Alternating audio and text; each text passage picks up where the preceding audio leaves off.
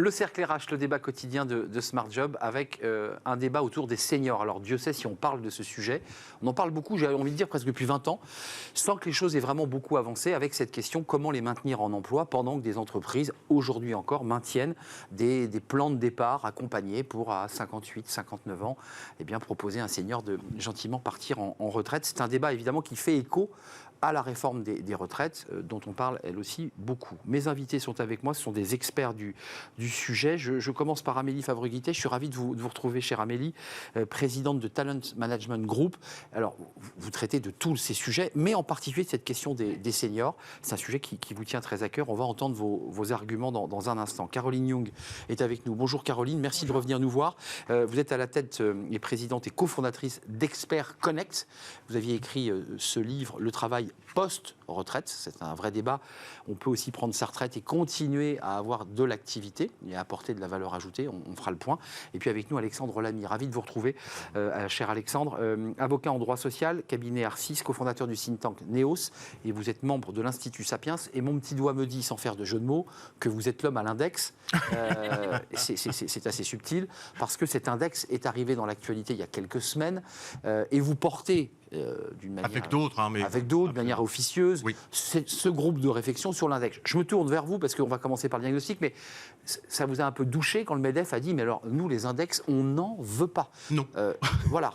Non. Pas du tout. Non, pas du tout. Parce qu'au-delà de l'index, vous savez qu'il faut... L'index, c'est-à-dire que c'est obliger l'entreprise, pour être concret, à rentrer sur des tableaux Excel l'idée de le nombre de seniors, qu'est-ce qu'ils font, comment on les accompagne. Enfin, tout ça est un peu lourd. Vous savez, quand on parle d'index, il ne faut pas regarder le doigt. Il faut regarder au-delà. C'est ce qu'on se disait tout à l'heure. Ça me dit quelque chose. Absolument. Et en fait, ce que l'on porte derrière cet index, c'est plus que l'index lui-même. C'est un changement de modalité. Un changement de mentalité et la création d'un écosystème vertueux. C'est ça qui est recherché au travers de cet index. Pour que l'intégralité des mesures qui peuvent être imaginées, prises, soient pleinement mobilisées. Moi, je fais le constat au quotidien auprès des entreprises que j'accompagne, lorsque vous leur demandez de travailler sur un accord GEPP, et dans le cadre de cet accord, les données relatives à l'âge des salariés, à l'évolution de carrière des salariés est une donnée extrêmement importante. Ils vous donnent des tableaux, mais ils n'en font rien. Donc, l'idée et l'enjeu au travers de cet index, c'est de créer cet écosystème pour que les mesures qui existent et qui vont être prises soient pleinement mobilisées et aient un effet utile. Dieu sait qu'en droit social, notre grille de lecture, c'est l'effet utile de la mesure. Avec ce débat qui a été malgré tout posé par le MEDEF en disant nous les index, on n'en peut plus, on a autre chose à faire. Juste un mot pour donner la parole à nos invités. Allez-y, oui, rapidement. D'un mot. J'entends la critique qui peut être formulée, qui est de dire il faut pas alourdir le poids administratif et le poids normatif des entreprises.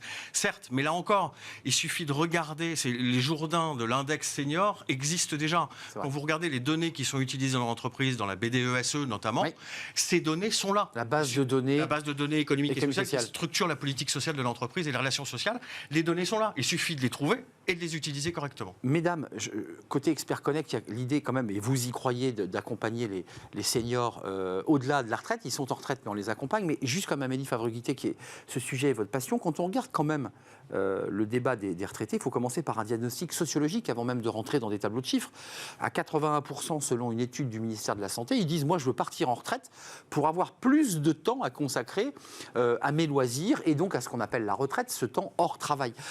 Enfin, ça part mal quand on voit ces chiffres. On n'a pas des retraités qui vous disent, dans ces sondages, moi je suis prêt à bosser jusqu'à 68 ans, je suis prêt à m'investir. On n'a pas ces chiffres-là.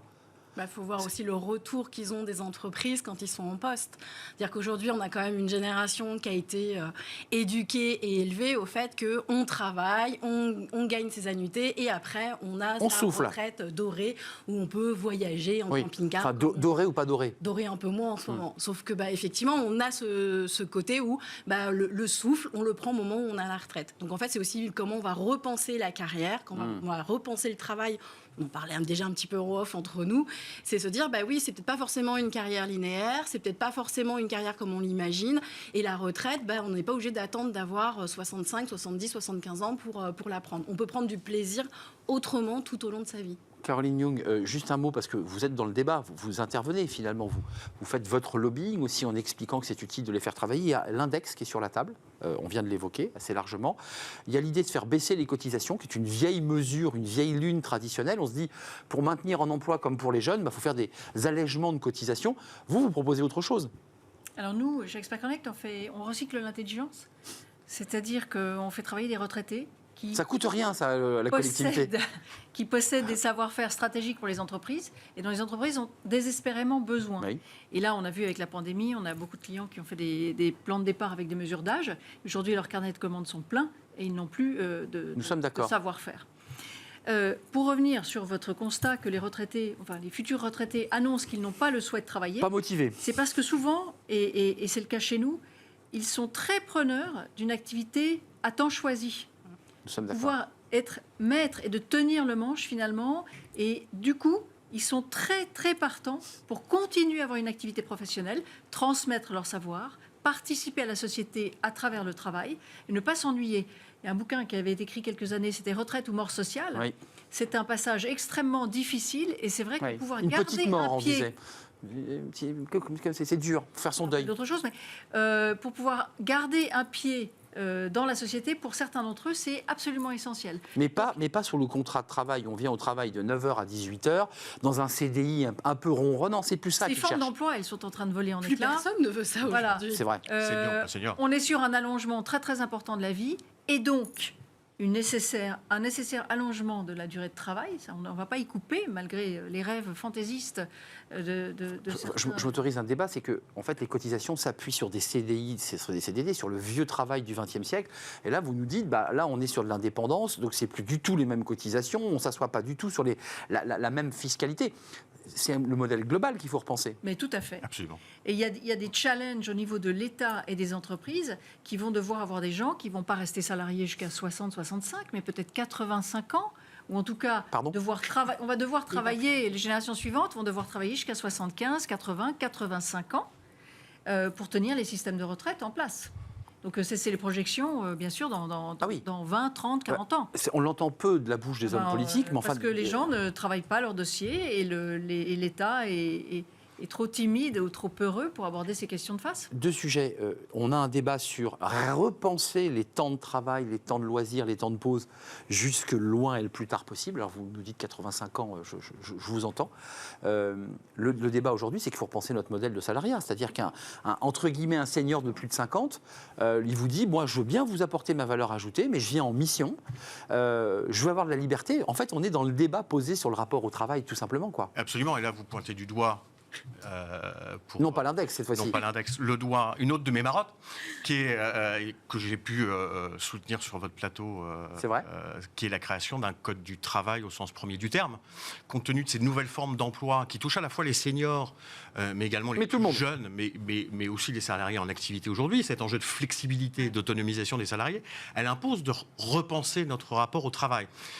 Et donc il est pour moi essentiel aujourd'hui, je pense que ça peut être un des enjeux des 4 prochaines années qui viennent, qui est de créer non pas un code du salariat, mais un code du travail, avec la définition de garanties fondamentales, de droit au repos, notamment, de protection de la santé, de droit à congé, qui soient attachés non pas à l'exercice d'un contrat de travail sous sa forme de CDI, mais à l'exercice d'un travail à proprement parler, quelle que soit la forme. Absolument. Un peu comme le CDI mission. Hein. Un peu comme le CDI Exactement. mission. Amélie, il y a quand même un sujet, j'aimerais qu'on rebascule, parce que là on parle de ces seniors de 50 ans, là on parle de seniors des cadres supérieurs qui ont envie d'avoir des activités, mais il y a aussi... Pas forcément. Pas forcément. Il y a aussi trompez-vous, on fait travailler des tas de techniciens spécialisés qui ont un coup de main particulier. Oui, qui savent ça n'est pas limité au corps. avec leurs mains et qui ont un savoir. Toutes sortes de savoirs. Côté entreprise, ça c'est l'étude Indeed Opinion Way, c'est assez intéressant les préjugés des entreprises, parce qu'il faut dire la vérité, les entreprises se délestent de leurs salariés à partir de 55 ans. Ça existe. Et un peu avant. Les études disent un salarié sur 4 s'est déjà vu reprocher d'être trop âgé pour le poste visé. Ouais. Plus d'un quart des dirigeants interrogés avouent que face face à des CV équivalents, il privilégie la candidature jeune. Ouais. C'est de la sociologie ou c'est très pragmatique parce qu'un jeune, ça coûte moins cher qu'un ancien ou qu'un senior? Un petit peu des deux. Un peu des deux. Pas mal de biais cognitifs aussi là-dessus, où effectivement, on va vouloir recruter des gens qui nous ressemblent. Donc, si on a un patron ou un manager qui est un peu jeune, eh bien, il va vouloir recruter quelqu'un qui est aussi jeune. Parce que dans sa tête, plus malléable, plus souple, moins cher.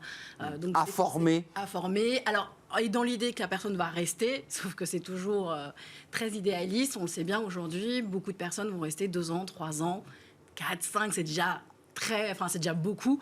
Et donc, forcément, se dire on va recruter un jeune parce qu'il va être plus facile, il va rester, c'est utopiste. La crainte des soucis de santé et de fatigue, c'est indiqué dans l'étude Opinionway Indeed, c'est-à-dire que le recruteur ou le décideur dit c'est quand même dangereux, il peut tomber malade. Donc tout le monde peut tomber malade. Mais tout le monde, à n'importe quel âge. Vous voyez, il y a quand même beaucoup de préjugés autour de ces seniors. Pas de problème de congé maternité. Ils n'ont pas de... Ça dépend à partir de quel âge on va dire le fameux senior. Moi, je connais des personnes qui ont effectivement entre 50 et 52 ans et qui ont des enfants en bas âge, qui ont 3 ans, 4 ans, 5 ans. Il y en a de plus en plus, parce qu'on fait des enfants de plus en plus. J'aimerais vous entendre à tour de rôle, parce que la durée d'inscription au demandeur d'emploi quand on est senior est presque du double, voire du triple. 307 jours, plus de 800 jours quand on est un senior. Si vous aviez le ministre du Travail en face de vous, Caroline Young, commençons par vous. Alors nous, on sait, avec Alexandre Lamy, qu'il lui a déjà posé le débat de l'index, on a compris, mais vous, qu'est-ce que vous lui diriez? Parce qu'il va devoir faire et prendre des mesures, là, dans les mois qui viennent. Je lui dirais déjà qu'il faut lever tous les freins qui empêchent un senior de travailler. Lesquels? Notamment, si on reprend une activité et qu'on n'a pas son taux plein à la retraite, il y a encore des freins, on est plafonné. Donc ça, c'est totalement inutile, une mesure qui a été mise par le gouvernement. C'est-à-dire on n'a pas ces annuités, ou on les a? Si on demande sa retraite et qu'on n'a pas son taux plein, on ne peut pas continuer à travailler au-delà de son revenu actuel plus sa nouvelle activité. C'est inutile et ça ne fait que bloquer des belles énergies. Voilà. Ensuite, il faut, et ça c'est un chantier à part entière, il faut complètement revoir, je pense, la formation dans les entreprises. Bien parce sûr. qu'on voit très bien que les entreprises sont parfois un peu... Donc elles veulent plus investir sur eux. Elles veulent il faut le dire. sur les gens qu'elles vont pouvoir fidéliser, garder à long terme. Et dans leur esprit, ces personnes-là sont des jeunes. Donc continuer à les former.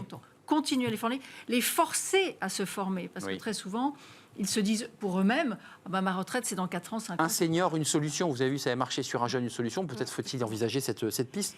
Et à l'image d'un projet qui avait été, à mon avis, très positif pour les entreprises il y a quelques années et qui n'est pas très éloigné de la philosophie de votre index, sous le gouvernement Sarkozy, il y avait eu un plan d'action senior qui avait forcé les entreprises à se choisir des indicateurs qu'ils devaient améliorer d'année en année et donc à réfléchir à la place des seniors dans l'entreprise. Il vaut mieux que tout le monde ait le même pour pouvoir comparer, parce que si chacun fait le sien... Pas forcément. Amélie Fabriti, attendez Alexandre, je donne la parole, parce que vous avez le ministre en face de vous. Qu'est-ce que vous avez envie de lui dire? Parce qu'il y a des mesures très sparadrap, si on baisse les cotisations, on incite... Bon, très bien, mais ça c'est très classique. Qu'est-ce que vous inventeriez pour dire à ces seniors et au ministre, je pense qu'on peut les garder en faisant cela? Alors, je rejoins le côté formation qui est ultra important dans l'entreprise. Former même les personnes qui sont en études supérieures, en formation RH, finance, management, tout ça, les former sur les enjeux de non-discrimination et sur l'intérêt de recruter des profils expérimentés. Ça, c'est important. J'aimerais bien avoir un peu plus d'infos sur les chiffres du chômage et pas forcément les comptabiliser à partir de 50 ans. Après ou avant? Avant. Moi, j'aimerais bien qu'on s'intéresse aussi à la tranche des 45-50 ans. Les 48, quoi, entre les deux. Qui sont quand même très souvent renvoyés aussi des entreprises avec perte et fracas, mais qui du coup se retrouvent dans les stats des 25-50 ans. J'ai lu un article dans Les Échos, là, ce monsieur qui avait été cadre, qui a été licencié parce que globalement il ne faisait pas ses chiffres et qu'en fait il explique que les jeunes bidouillaient les chiffres et réussissaient à faire valoriser. Lui avait été honnête, a donné les chiffres, ils l'ont viré sur le champ. Sauf que ce qui est au-delà de l'histoire tragique, c'est qu'il en a fait un burn-out et que tout ça a un coût pour la collectivité parce que ces seniors demandeurs d'emploi, s'ils mettent autant de temps, c'est qu'ils sont cassés. Enfin, une partie sont brisés psychologiquement, non? Non, Et Alexandre, je donne la parole. Pardon, il y a un élément, mais je ne sais pas si c'est très documenté, mais je pense que la plupart des employeurs sont quand même responsables. Mais bien sûr. Et donc attendent pour licencier une personne qui est senior qu'il ait droit au filet de sécurité qui va porter jusqu'à la retraite. C'est ça. On fait courir jusqu'au filet de sécurité. Voilà. Et une fois que cette personne est dans le filet de sécurité, d'abord sa motivation à elle n'est pas d'en sortir. objectivement, elle n'a pas forcément intérêt de le faire. Bien sûr. Et de trouver d'autres moyens de faire exactement des missions, des choses comme ça. Donc, on va dire, plus le filet de sécurité est important et vous porte jusqu'à la retraite, plus le taux d'emploi des seniors... Bah oui. Ça incite pas, évidemment. Il y a quand même des relations, voilà. Indépendamment de l'index, je rejoins ce qui a été dit de chaque côté de la table, c'est-à-dire que la perte d'employabilité des seniors, elle est évidemment liée à l'usure physique, psychique, incontestablement, mais elle est également liée à l'absence de formation, l'absence d'accompagnement sur le terrain de la formation, dont sont également responsables les entreprises. Quand on regarde les études qui ont été prises sur le sujet et la littérature économique, c'est que la plupart des entreprises ne donnent pas ni d'informations ni de conseils auprès des salariés seniors, donc 55 ans et plus, et principalement auprès des ouvriers et des employés. J'allais évoquer pour finir les métiers pénibles. Absolument. On est dans un cercle vicieux. C'est-à-dire que les salariés qui occupent les postes les plus à risque, notamment au regard des ruptures technologiques qui sont les nôtres, sont les plus directement touchés par l'absence de formation dans l'entreprise. Des métiers disparaissent.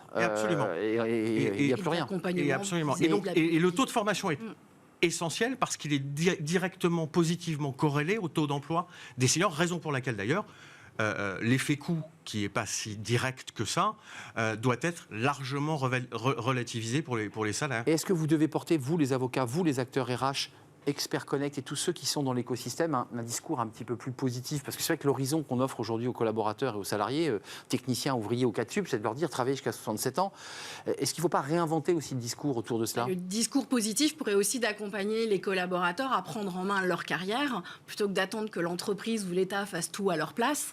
Se dire, OK, à quel moment je pense ma carrière, quand justement j'ai des entretiens avec ma RH, ou même si je décide moi-même de faire mon propre entretien, c'est me dire, OK, aujourd'hui j'en suis là dans ma carrière, mais dans 5 ans, dans 10 ans, dans 15 ans, dans 20 ans, est-ce que j'ai envie de faire la même chose? Est-ce que je vais être en capacité de faire la même chose? Juste un mot, les profils que vous avez, vous l'avez dit, il y a des techniciens, mais en fait, ils choisissent quand même... Est-ce que le mot liberté est un peu central dans tout ce qu'on se dit? L'idée de retrouver du plaisir, mais aussi de la liberté. Alors, du côté de nos experts, on les appelle experts et pas retraités, c'est une évidence. De la part des entreprises aussi, puisque ces personnes, ce qu'elles ont à offrir, c'est de la flexibilité, de la disponibilité. De la compétence, en fait. C'est nous, ce qu'on vend, c'est l'expérience. Et je m'autorise, ceux que vous accompagnez et qui vont rentrer dans des entreprises pour faire des missions, ils ont quel statut?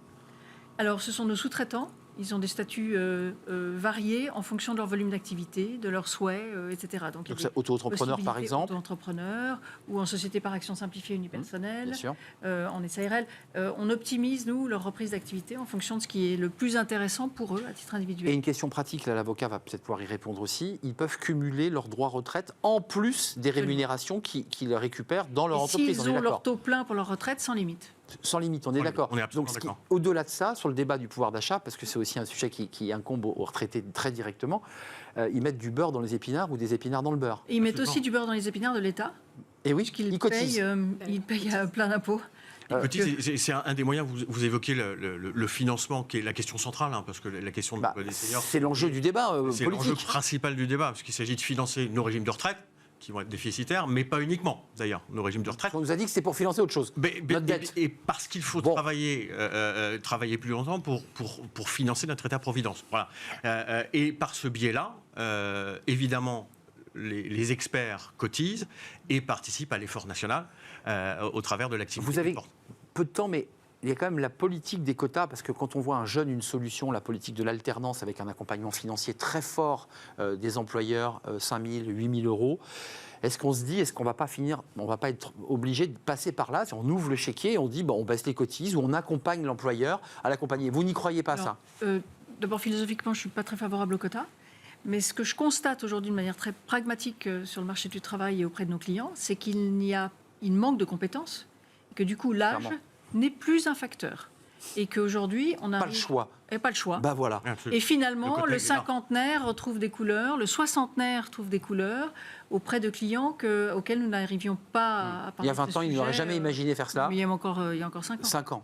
Amélie Fabriguité, les quotas, parce que ce débat des quotas nous vient des États-Unis, c'est un mot sulfureux, mais l'idée finalement qu'une entreprise dise, ou que l'État dise, vous devez avoir dans vos effectifs de plus de 1000 salariés, 3%, 4%, je ne sais pas, fixé par l'État. J'ai parfois envie de dire oui, oui. Même si je suis pas fan des C'est quotas non tentant. plus à la base, parce que je me dis si ça peut faire bouger les choses, bouger les mentalités, pousser derrière à sensibiliser, à former et à se rendre compte qu'on a des compétences et à revendre encore en France, qu'on a plein de gens disponibles sur le Vous marché dites pourquoi pas. et qui demandent que ça de travailler. J'ai envie de dire si ça peut inciter les entreprises à se bouger un peu, je dis pourquoi pas. Votre index, c'est un peu la préfiguration des quotas, parce que les...